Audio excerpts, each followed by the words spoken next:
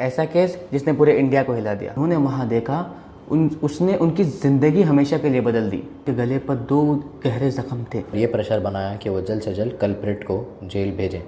Police ने announce किया कि they have caught the culprit, और वो लोग 11:30 बजे रात को उस कल्प्रिट को सबके सामने ले आएंगे with a press conference and a confession.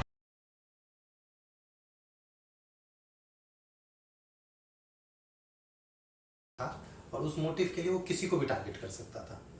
मतलब ऐसा नहीं था कि वो प्रद्युम्न टारगेट था उसका, लेकिन हाँ, वो किसी छोटे बच्चे को उस रात के ठीक 11 बजे पूरा देश एक ही सवाल का जवाब ढूंढ रहा था, आखिर 7 साल के प्रद्युम्न का कातिल कौन है। मीडिया के कैमरेस हरियाणा पुलिस के हेडक्वार्टर के बाहर लगे हुए थे। हर किसी की नज़र पुलिस की अगली अनाउंसमेंट पर टिकी हुई थी। और फिर हरियाणा पुलिस सामने आई और कहा, हमने कातिल को पकड़ लिया है। कुछ ही पल बाद पुलिस ने मीडिया के सामने एक शख्स को पेश किया, रायन इंटरनेशनल स्कूल का bus conductor Ashok Kumar. Police का दावा था कि उसने वॉशरूम के अंदर प्रद्युम्न के साथ सेक्सुअल असॉल्ट की कोशिश की, और जब प्रद्युम्न ने इसका विरोध किया तो उसने उसका गला काटकर उसकी हत्या कर दी। कहाँ पर मारा चाकू? यहाँ पे कितनी बार मारा? 2 बार। पुलिस के मुताबिक केस सॉल्व हो चुका था। मीडिया ने इस खबर को ब्रेकिंग न्यूज़ बना दिया।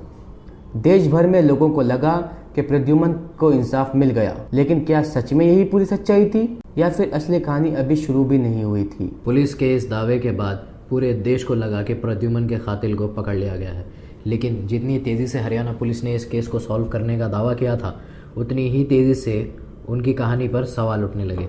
सबसे पहले अशोक कुमार के परिवार ने पुलिस की कहानी को गलत बताया।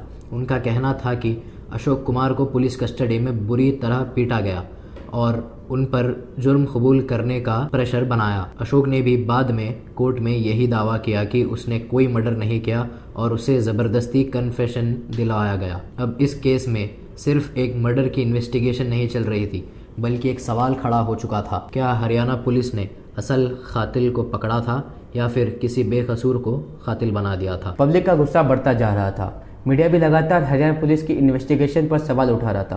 प्रद्युम्न के माता पिता ने भी इस केस की जांच किसी दूसरी एजेंसी से करवाने की मांग की। आखिरकार हरियाणा पुलिस से ये केस लेकर सीबीआई को सौंप दिया गया। सीबीआई ने शुरू से पूरी इन्वेस्टिगेशन दोबारा शुरू की। क्राइम सीन को फिर से देखा गया और सीसीटीवी फुटेज को दोबारा एनालाइज किया गया, और स्कूल के स्टूडेंट से लेकर स्टाफ तक हर उस शख्स से पूछताछ की गई जो उस दिन स्कूल में मौजूद था। कई हफ्तों तक इन्वेस्टिगेशन चलती रही और फिर सीबीआई एक ऐसे नतीजे पर पहुंची जिसने पूरे देश को हैरान कर दिया। सीबीआई के मुताबिक bus conductor Ashok Kumar culprit नहीं था, बल्कि क्लास 11 का स्टूडेंट इस मर्डर का मुख्य आरोपी था। क्योंकि उस वक्त वो जुवेनाइल था, इसलिए कानून के तहत उसकी पहचान छुपाई गई। सीबीआई का आरोप था कि उस स्टूडेंट ने एग्जाम और पेरेंट टीचर मीटिंग को पोस्टपोन करवाने के इरादे से प्रद्युम्न का मर्डर किया। खुलासा सामने आते ही केस पूरा उलट चुका था।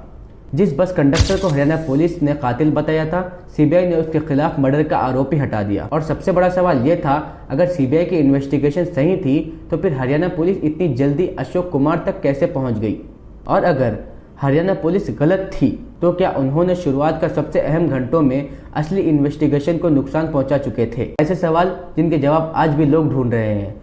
हरियाणा पुलिस को पहले से इस बच्चे पर शक तो था, लेकिन उन्होंने केस को जल्दी रफा दफा करने के लिए अशोक कुमार को बिना कोई ठोस सबूत के कल्प्रिट बना दिया। सीबीआई की इन्वेस्टिगेशन के बाद क्लास 11th के स्टूडेंट को अरेस्ट किया गया, क्योंकि इंसिडेंट के वक्त वो जुवेनाइल था और इसीलिए उसका केस जुवेनाइल जस्टिस एक्ट के अंडर लिया गया। लेकिन बाद में चिल्ड्रंस कोर्ट ने डिसाइड किया कि the nature of the crime was serious enough, और इसीलिए उसका ट्रायल एज एन अडल्ट लिया जाए। The case continued for years. इस बीच अक्यूज ने कई बार बेल की अपील की, पर आखिरी बार कोर्ट ने उसे बेल दे दी। But there something most people misunderstand, bail doesn't mean the person has been declared innocent. इसका सिर्फ इतना मतलब होता है कि ट्रायल या लीगल प्रोसीडिंग्स के दौरान कोर्ट की कंडीशंस के साथ वो जेल के बाहर रह सकता है। ये केस सुप्रीम कोर्ट तक भी गया, जहां लीगल प्रोसेस और ट्रायल से जुड़े हुए इश्यूज़ पर सुनवाई हुई। The court's role was to ensure that the law was followed fairly. आज जब लोग प्रद्युम्न ठाकुर केस को याद करते हैं तो सिर्फ एक मर्डर केस याद नहीं आता, एक 7 साल के मासूम की जान, एक बस कंडक्टर जो पहले कातिल बताया गया और बाद में एक बिल्कुल ही अलग इन्वेस्टिगेशन।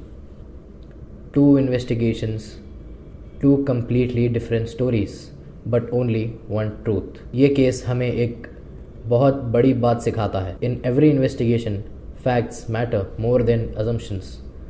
और शायद इसीलिए the Pradyuman Thakur case is still one of India's most controversial murder investigations. आज भी कुछ सवाल ऐसे हैं जिनके जवाब हर किसी के पास नहीं है. Maybe we'll never know the complete truth, or maybe the truth was always hidden in plain sight.